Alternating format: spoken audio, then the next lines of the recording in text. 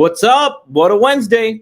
It's Dominic D'Angelo. It is Rumor and Innuendo. It's adfreeshows.com. I'm of SEScoops.com and OneTrueSportTV.com. And per usual, I am here with Mr. Robert Karpelis, WD Creative _ish. Robert, we got some stuff to talk about, and it's very AEW focused. The Dynamite and a little bit of the absolute Ricky Starks. Look, I think there's bigger news to start with today than anything else. And that is news coming out of World Wrestling Entertainment and their WWE ID program. Ooh. Oh, geez, Robert. Yeah. Well, you guys might be on the lookout tonight, 7:30 p.m. Eastern Standard Time. If you follow the WWE ID account on X, they've been airing matches on there, and I was happy to be able to call one of those matches this past weekend at IWC Reloaded. It's Sam Holloway taking on Marcus Mathers. These two have been having a rivalry on the independent scene quite a bit, and WEID has been covering it. So it was really neat to be a part of that and call that match. And it looks like it will be airing probably tonight at 7:30 p.m. Eastern Standard Time. So be on the lookout for that. It was a lot of fun, Robert. So before you watch the Dynamite, watch the Dominic D'Angelo do commentary and get a preview of some of the guys that are part of that WWE ID program. I got a sneak peek of that match last night. It's a lot of fun to see these young up and comers and see where they're going to wind up being in 3, 5, 10 years from now. This is why the WWE ID program exists. It's flagging young talent out there on the indie scene that they say, hey, keep plying your wares, keep doing what you're doing. And as you improve, as you grow, you're going to get a chance to join NXT, a chance to train, a chance to become a WWE superstar. And at least one of those dudes, I think, has a really strong possibility of finding a home in NXT. Yeah, it's going to be pretty interesting to see these two develop and see what comes from all of this, because it is such a neat program. There's just so many cool different things to see that the independent scene is being embraced even more now. And that's making it mainstream with the WWE coming into it. So pretty cool, Robert. And I appreciated the feedback he gave me too earlier too when it came to the commentary. So be on the lookout for it tonight. We got some Dynamite to talk about, Robert. And in honor, we got some folks in the chat to say hi to that you're going to have to do because I still don't have my gimmick working properly here. Yes, let's get to that. We got Dre Owens in the chat. He says AEW Dynasty pay-per-view coming to Philly. I might pull up. Yeah, that's right. They did make that announcement. It's at Temple University, and that's an interesting area in Philadelphia. Let me just say that. What are you implying there? That it's vibrant, up and coming? Not usually known as the safest area in Philadelphia, but I will say AEW has been doing their shows there all the time. So anytime they go to Philly, that's their usual. I've been binging for whatever reason over the last week. I've been in a deep dive binge of It's Always Sunny in Philadelphia. So because I plowed through AP Bio on Netflix. Even though I had Peacock, I never watched it on Peacock and got the chance to go back and enjoy that now. And it led inevitably to, I got to go watch some It's Always Sunny in Philadelphia. And the one thing I have learned from watching that show, I don't really want to go to Philadelphia. I do miss aspects of Philly. I lived there 5 years, and it was overall a fun city, but very hectic, very wild. It is the first place I had ever been where I saw flaming trash cans. I went to the ECW arena. Yeah, that sounds about right. And I was a little surprised about that. And also calling it an arena is being very generous here. Also, apparently, it's cold in parts of the country. Yes. Is it cold down there in Florida right now, Robert? It is Florida cold right now. In parts of Florida, it's snowing. Wow. There was snow. Right now, it is it's 59, feels like 52, which for us is it may as well be like 6 degrees outside. Well, it's 3 degrees up here in Pittsburgh right now, so don't be too upset. It's quite the adjustment here. I do have to call out Lou 4237 pointing out a lousy smarch weather, right. Which Alt Jake follows up with "Don't touch Willie, good advice."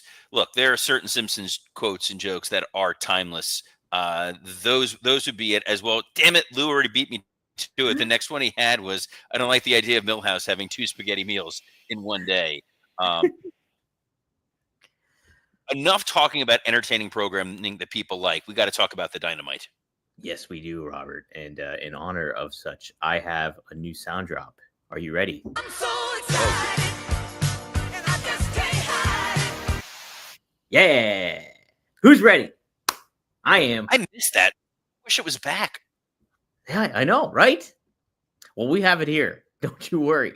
And we have the actual card this time around. By the way, that's like the most we can legally play of that without getting sued. Exactly. Yeah. It's got to be like under 4 seconds. Look, it was perfect. I'm excited and I just can't hide it. And guys, oh boy, if you're excited and you just can't hide it, can we talk about how you can have better sex with BlueChew? BlueChew is the original brand offering chewable tablets. These erection-enhancing tablets help men achieve stronger, harder, and longer-lasting erections for sexual activities. BlueChew is putting its money where its mouth is and offering you a free month. The process is simple.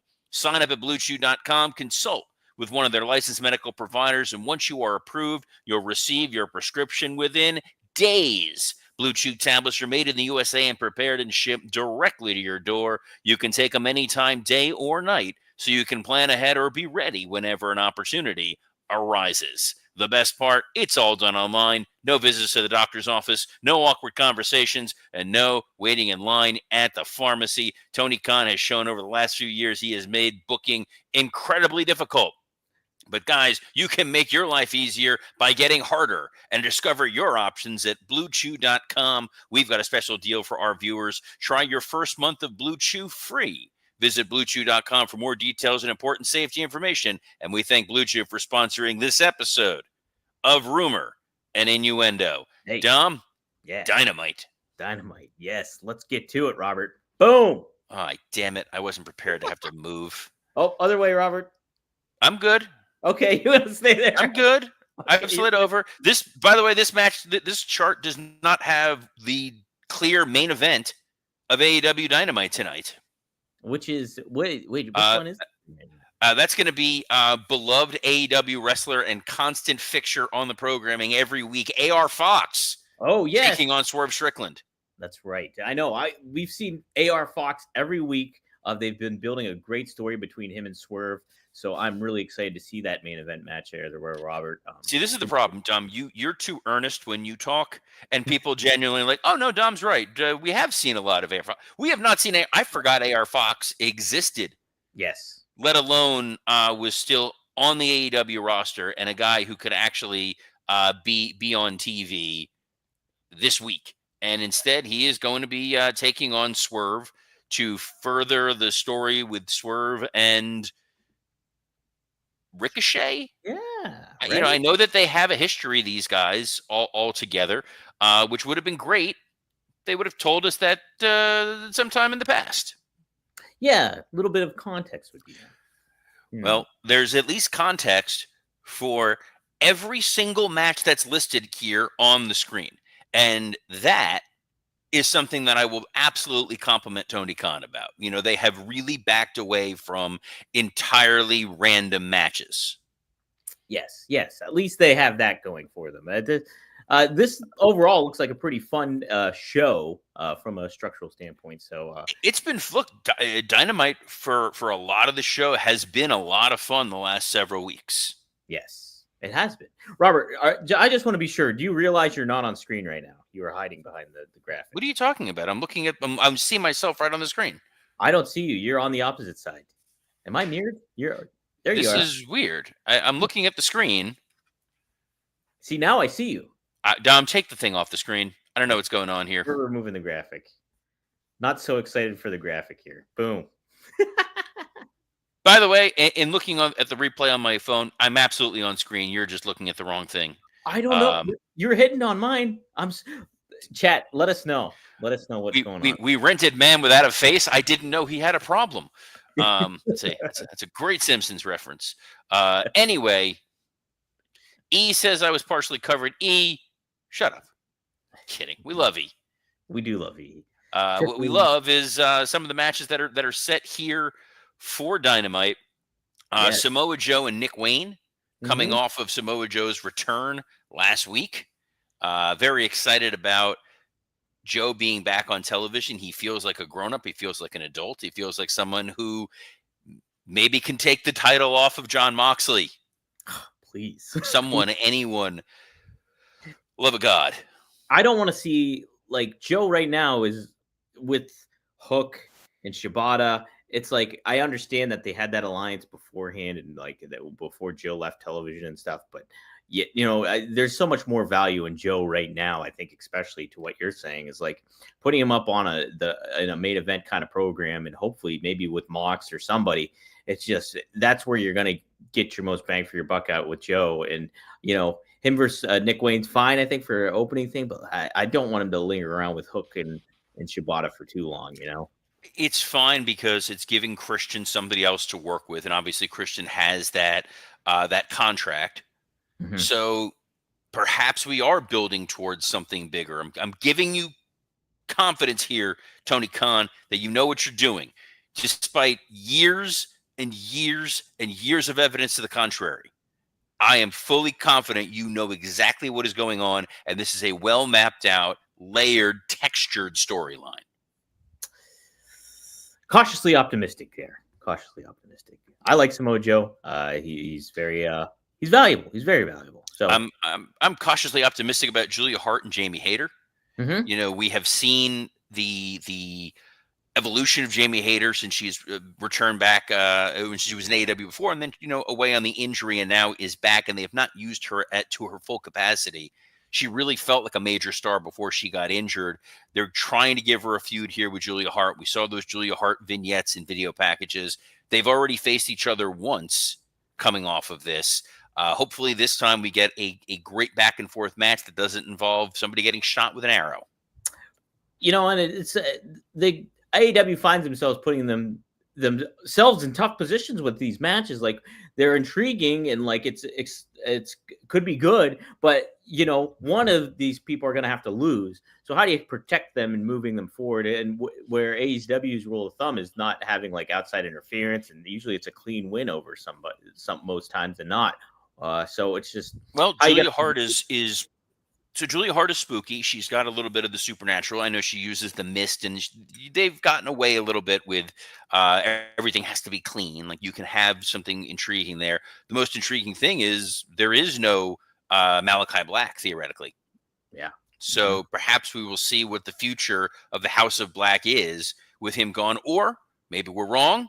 And Malachi Black is there, and he's happy, and everybody's thrilled, because nobody is unhappy in AEW. We don't have any stories coming up later on that or anything, but there will be Cope versus PAC. The Battle of the One Syllables. I mean, should be a fun match. But yeah, I'm just not into the Death Riders. I'm not into this angle. But let's see what they do, I guess. Look, definitely not into the angle. That's no secret. But occasionally it does sneakily lead to fun matches. Usually that involve PAC or Claudio, and PAC and Cope. God, these nicknames.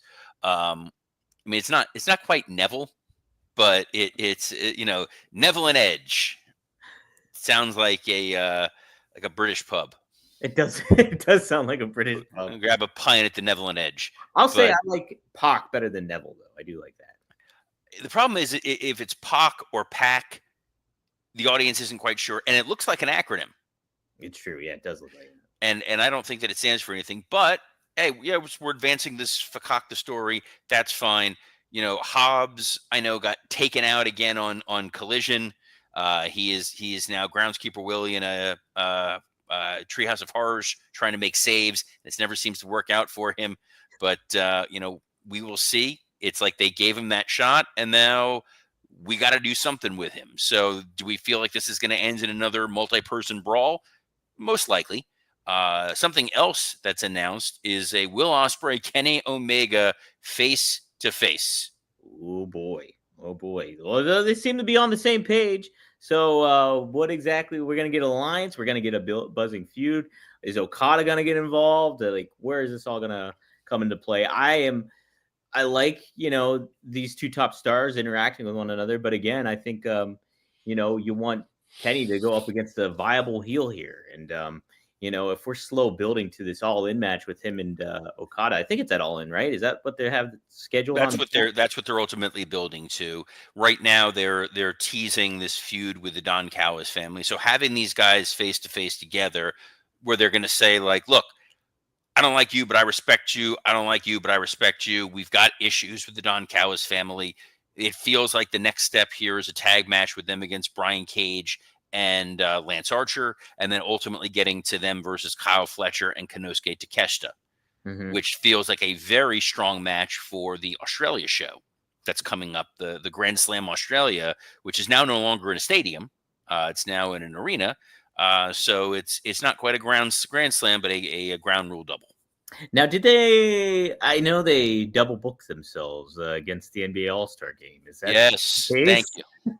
So this got I talked about this with Scott Chaplin, and he informed me of that. Yeah, so AEW looked at the calendar and said, "Here's where we're going to run this big Australia show," and it's on opposite the NBA All Star Game, and they've gotten bumped. So they will not be airing live on TBS and TNT. It'll air live on Max, and it's going to air as of now, supposedly tape delayed at like 2 o'clock in the morning. Oh my gosh. So very expensive production. You're moving everybody over there to Australia. It did not sell the tickets numbers that they were really hoping for. So they had to move the venues due to security concerns over Desert Storm. That excuse worked before, may as well work again. And now it's going to be this big, huge, free pay-per-view like show that isn't actually going to air on TV. But don't worry, that was the plan all along. All along, it was laid out. It's crazy to think, Robert. And I know you and Scott talked about this too on the Working Stiff, but that Australia's a big wrestling. When wrestling goes there, the tickets sell. So them not being able to sell those tickets is kind of head scratching, I would think. Yes, I'm really surprised. I remember when Australia hosted that Hogan tour, Mm-hmm. and he went around and he drew audiences. WWE has successfully drawn audiences over there in Australia. There have been a number of other international tours that have approached the continent, and it's like these are wrestling fans that are diehard. They are rabid. They love wrestling, and the chance to go see the stars of AEW should have been a bigger draw. I think part of the problem is they have not announced anything for this Grand Slam show. Now we may be getting Tony Storm versus Mariah May at Grand Slam Australia. You're going to see Kenny Omega and Will Ospreay most likely team up for some sort of match. We'll probably get Cope versus Mox. Yeah. That's what it's lining up to be, I would think, right? So and look, I'm excited Moxley to be there, and he's going to pull out a knife, but it's really going to be a spoon, and they're going to play a little knifey spoony, and I'm all here for it. But I would have liked that they at least looked at the calendar and planned this out. And if you're going to do a blockbuster show, give people the most opportunity to see it. They're also now a victim of scheduling with WWE.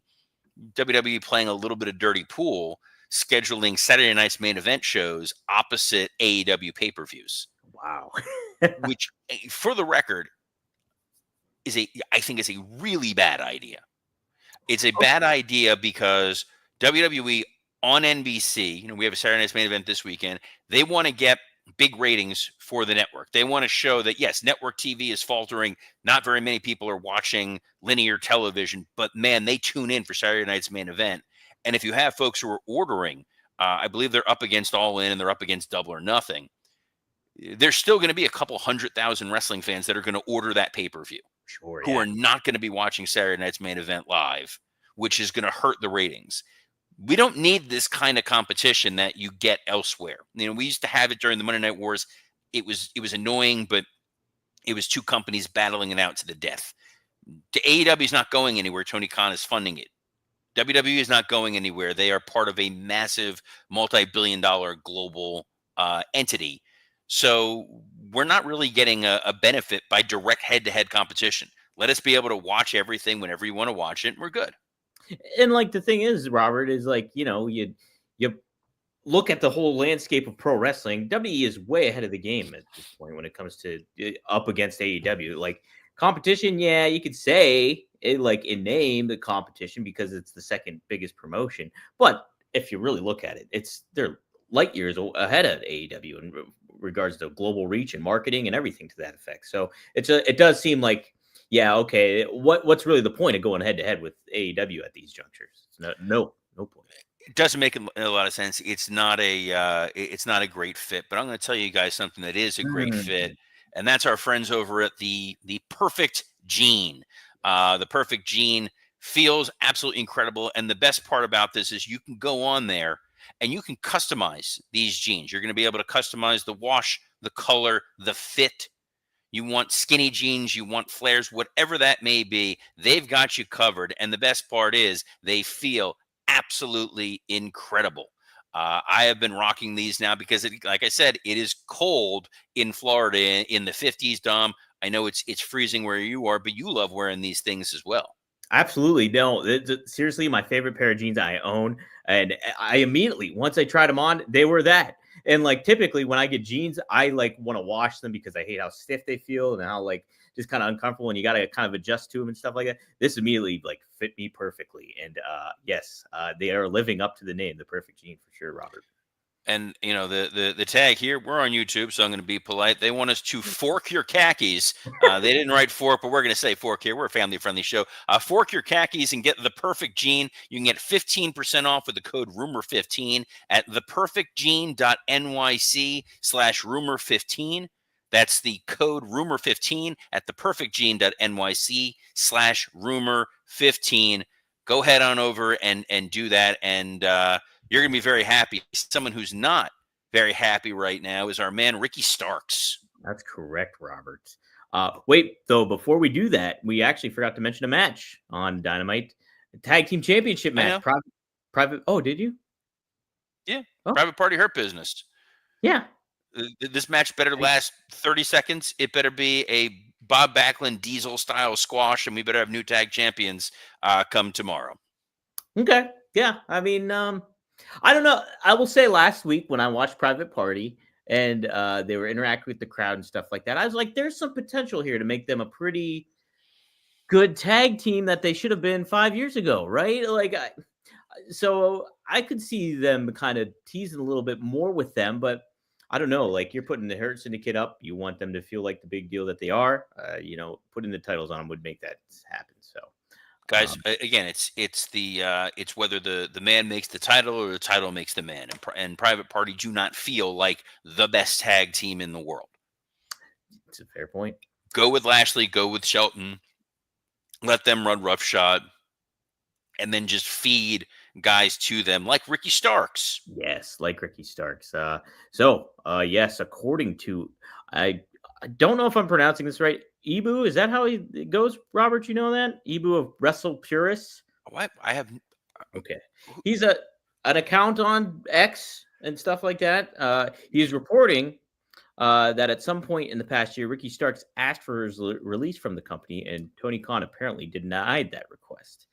This is according to Ibu here. He says, at the end of the day, things happen to where he's on the outs with AEW right now. It is what it is. There's a lot of things. Most of it will never be reported, but ultimately there's a falling out there, and it is what it is. He asked for a release. Tony Khan won't give it to him, and he's just going to wait out the rest of his deal. I think I've seen some reports that maybe his contract is set to end in spring or summer of this year. So we might not see Ricky Starks for a little bit, Robert.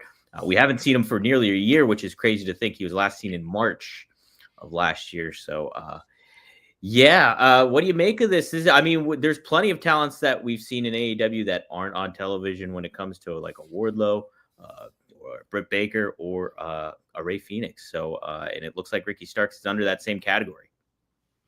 Well, we don't really understand or know what's going on with Wardlow. We keep getting conflicting reports, some that he's injured, some that he's just not being used. Nobody really knows entirely what's going on there. Britt Baker, I heard some of that leaked audio that was floating around, supposedly of Tony Khan on a conference call, talking about how difficult Britt Baker is to work with. That has been no secret here on Rumor and Innuendo, that there's been a lot of rumor and innuendo around how it is to work with Britt Baker. The Ray Phoenix situation, highly publicized. We get it.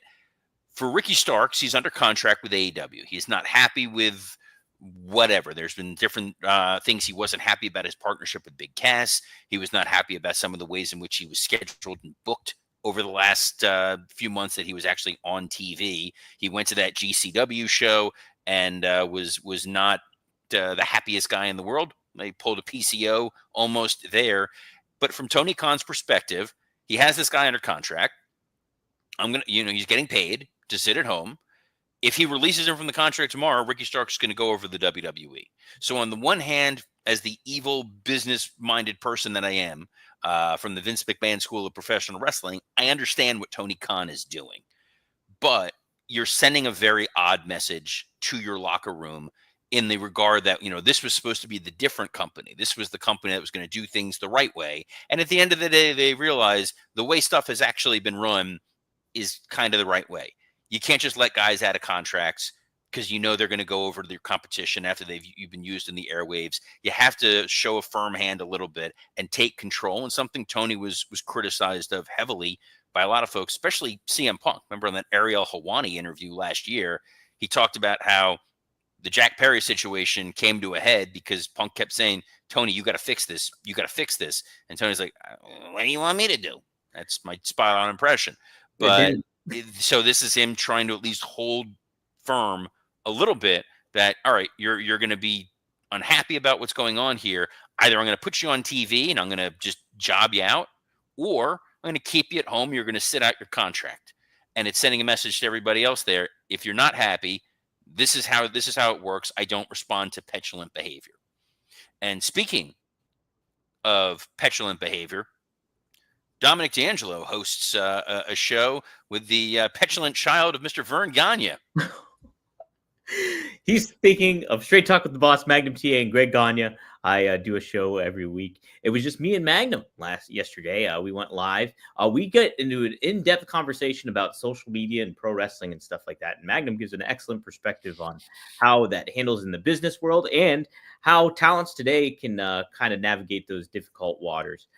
We cover Tessa Blanchard winning at TNA Genesis this past weekend, and a lot of fun fan questions that get answered too. So also last night too, I went live with Rob Van Dam. We did an early recording this week, and Rob talk about TNA Genesis a little bit, Joe Hendry, Tessa, and then on top of it too, Rob goes into detail about his dealings with Bobby Fulton as a promoter, and they have not gone well. So Rob has some grievances to air, and you get to hear all of that. That'll be next week on that forthcoming episode next Monday. But you can check the latest episode on rvdtv.com right now. And like I said, please check out WEID this tonight at 7:30 p.m. on their X account. You might be hearing me call a match between Sam Hardaway Holloway and Marcus Mathers. Robert, after Dynamite tonight, I know you and Scott have a working stiff ready to record. Yeah, we'll be recording Working Stiff tomorrow. Talk about Dynamite. Talk about the Raw on Netflix. Talk about the return of Corey Graves, which happened last evening on NXT. He seemed very happy. All it was missing was him holding up today's newspaper to show that this was not a hostage situation and that he loves his family very, very much. We love all of you for tuning in here to Rumor and Innuendo, where you can catch us live every Monday through Friday at noon Eastern on a plethora of platforms, including the WWE Creative _ISH X account, the @Dominic D'Angelo X account, the @SE Scoops X account, and on YouTube on ad-free shows Rumor and Innuendo and Working Stiff. On behalf of the WWID's shining star, Dominic D'Angelo, I'm Robert Karpelis. Best of luck in your future endeavors. Yes, I am so excited.